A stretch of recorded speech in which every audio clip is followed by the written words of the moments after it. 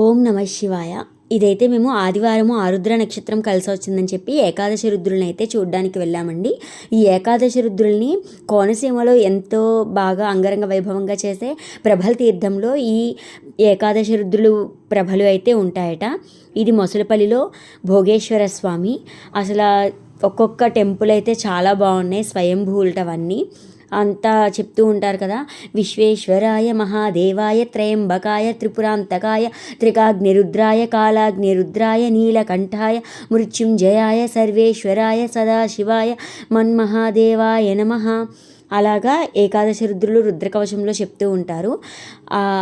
ఆ రుద్రులను అయితే మేము చూసాము, చాలా బాగా అనిపించింది. మా నాన్నగారు వాళ్ళు వెళ్తూ ఉంటే మమ్మల్ని కూడా రమ్మన్నారు, మేము వాళ్ళతో పాటు వెళ్ళాము. అక్కడ ఒక ఆయన అయితే చెప్పారు మా పాపకి, మీ తాతగారికి చాలా తెలుసు కదమ్మా, ఆయన దగ్గర అన్నీ నేర్చుకోండి అని. అంతే కదండి, పెద్దవాళ్ళు ఉంటే మనకి వాళ్ళ నుంచి చాలా విషయాలు అయితే ఉంటాయి. ఇప్పుడంతా మొబైల్స్, టీవీ వచ్చేసాక పిల్లలు పెద్దవాళ్ళతో అంత టైం స్పెండ్ చేయట్లేదు. కానీ ఇలాంటి పుణ్యక్షేత్రాలకి వాళ్ళకి పెద్దవాళ్ళతో కలిసి వెళ్తూ ఉంటే చాలా మంచి విషయాలు అయితే తెలుస్తాయి. ఇలాగా ప్రతి గుళ్ళో అయితే మేము దీపారాధనలు అవి చేసుకుని తర్వాత ఫొటోస్ తీసుకున్నాము. అమ్మగారు చాలా ఒత్తులు అయితే చేసి ఆవునేతిలో తడిపి తీసుకొచ్చారు, కొబ్బరి చిప్పలు అవిను. ఎక్కడికక్కడ లక్షపత్రి పూజ జరుగుతూ ఉంది. ఎందుకంటే ఆరుద్ర నక్షత్రం కదా ఆ రోజు, మహాశివుడికి చాలా ఆయన జన్మ నక్షత్రము. ఆ రోజు పూజలు ఏమి చేసినా కూడా చాలా విశేషం ఉంటుందని చెప్పి అయితే ఆ రోజు ప్రతి చోట కూడా దర్శనం అయితే చాలా సులువుగానే జరిగింది. ఎక్కువ జనాలు కూడా లేరు. ఒక్కొక్క చోట అయితే మేనకేశ్వర స్వామిన, తర్వాత రుక్మిణి సత్యభామ సమేత కృష్ణ పరమాత్ముడు 2 గుళ్ళు అయితే ఉన్నాయి. ఒకటి మేము చూసింది అయితే నేదునూరులో ఒకటి, ఇది కేపెదపూడిలో ఒక గుడి. అసలు ఆ శివకేశవుల దర్శనం అయితే చాలా బాగా జరిగింది. లాస్ట్లో ఇంకా నేదునూరు ముక్కామల అయితే మా అక్కయ్య గారి పిల్లల్ని కూడా తీసుకుని వెళ్ళాము. మా పిల్లలు వాళ్ళు అయితే చాలా బాగా ఎంజాయ్ చేశారు. అక్కడ గుళ్ళో గంట అవి కొడుతూను ప్రదక్షిణలు చేసి అవి.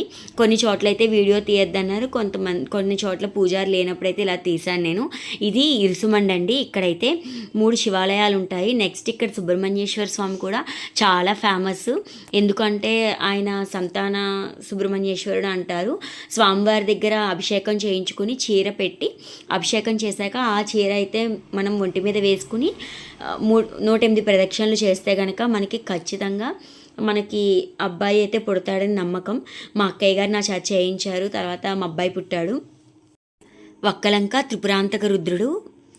అసలు ఇక్కడ కూడా లక్షపత్రి పూజ జరుగుతుందండి. ఇదిగోని తర్వాత మా అక్కయ్య గారి పిల్లలతోటి నేదునూరు ముక్కామల అయితే వెళ్ళాము. మా అక్కయ్య గారు వాళ్ళు ఉండేది ముక్కామలే. మీ అందరికీ కూడా ఆ ఏకాదశి రుద్రులు దర్శనం చేయించాలని అనుకుంటున్నాను. ఎవరైనా వెళ్ళారా ఇక్కడికి అనేది కూడా. ప్రభల తీర్థానికి అయితే కంపల్సరీ కోనసీమలో వాళ్ళందరూ వెళ్తారు. ఆ విశ్వేశ్వరుడి అనుగ్రహం అందరి మీద ఉండాలని మనస్ఫూర్తిగా కోరుకుంటున్నాను. Thank you for watching.